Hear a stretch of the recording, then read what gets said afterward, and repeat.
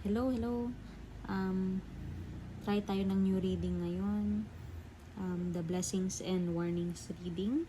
So, nakuha ko tong idea na ito kasi may package ako na 3 blessings tsaka angelic warnings.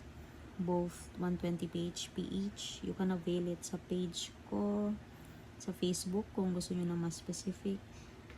So, anong gagawin natin? Pipili tayo ng pile or pili kayo ng pile that is calling to you. Okay, start na tayo. Pile number 1. Kung pinili nyo ito, this reading is for you. I-read natin upright. Compassion is my compass. I am willing to hold space for the experience of others. Temperance. 9 of Wands. 5 of Wands. Knight of Wands. Okay. Ito pa. So, ito yung blessings. Ito yung warnings. This is the general advice. Blessings, for some of you, you may be relocating homes at itong mapupuntahan nyo na home or neighborhood is mas peaceful, mas mabait ang neighbors, much positive ang environment. For some of you na overwork sa trabaho, magkakaroon na kayo ng peace or time to relax. Like, mababa na yung dami ng responsibilities mo, or you will have someone to help you with your work. For those na maraming ginastos ngayon or recently, the past few months, daming gastusin, makakabawi na rin kayo at makakapag-save.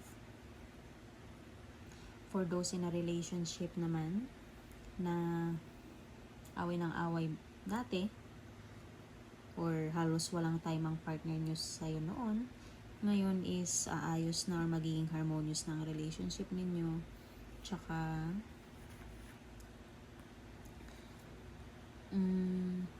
ayos na ang relationship, harmonious, or magkakayos na kayo, magkakaroon na kayo ng mutual understanding to avoid further conflicts. So overall, yung pagtsatsaga nyo and your hard work will pay off. So kapit lang. Ayun, kapit lang and peace will come. And warnings for this month, 5 of Wands and the Knight of Wands. Usually sa business or work, ang nakikita ko dito sa mga may passion projects or mga projects na gustong pagkakitaan. Mag-ingat kayo sa mga taong lalapit sa inyo, sa mga potential business partners, or mag-ingat kayo sa isang colleague. So this person is very on the go, impulsive, full of energy, at mahilig siyang mag-travel o gumala. Kailangan mo mag-compromise sa taong ito. At times, mahirap siyang pakisamahan. Pero, wala eh. Iyon siya.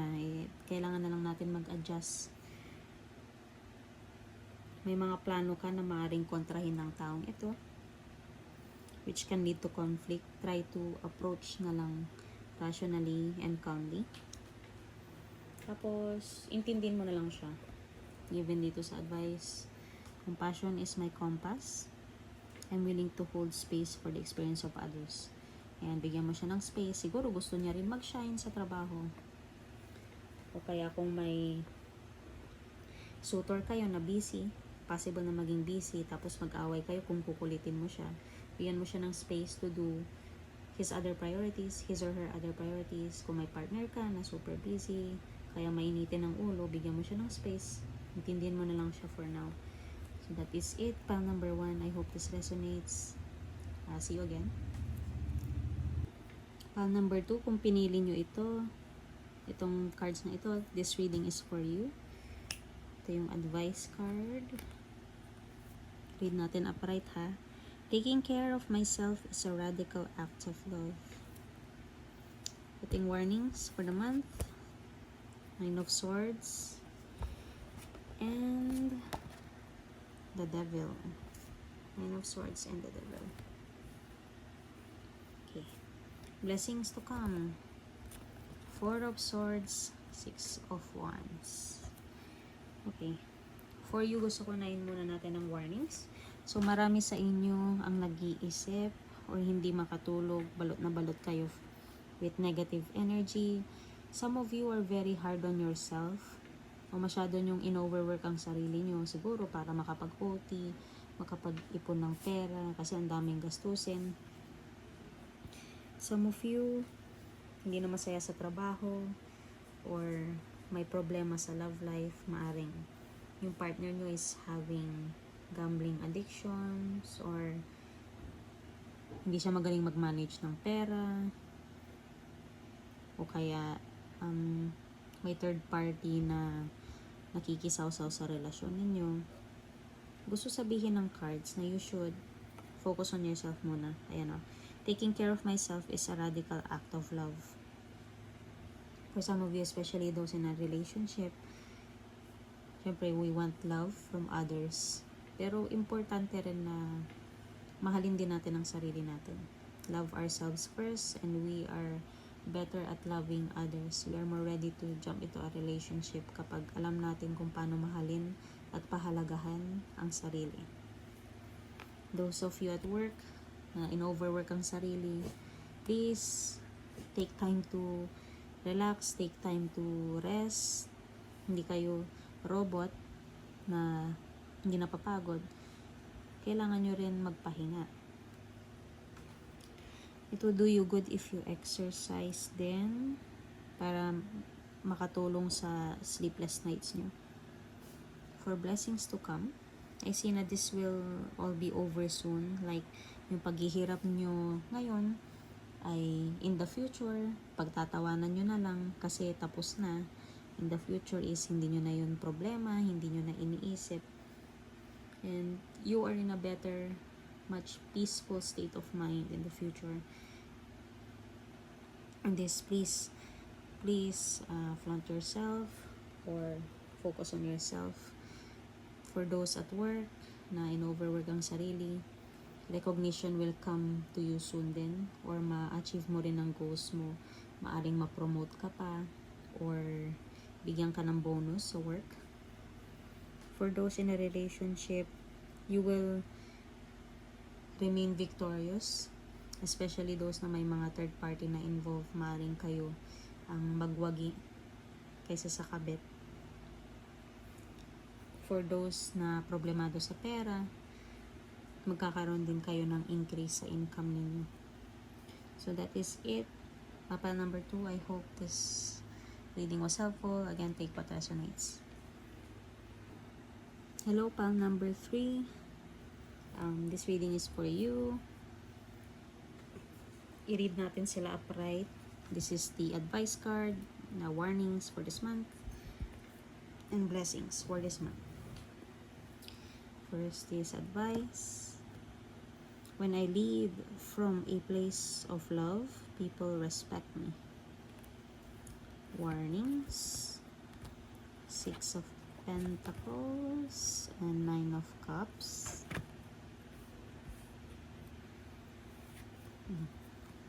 The Devil, 10 of Wands. Okay.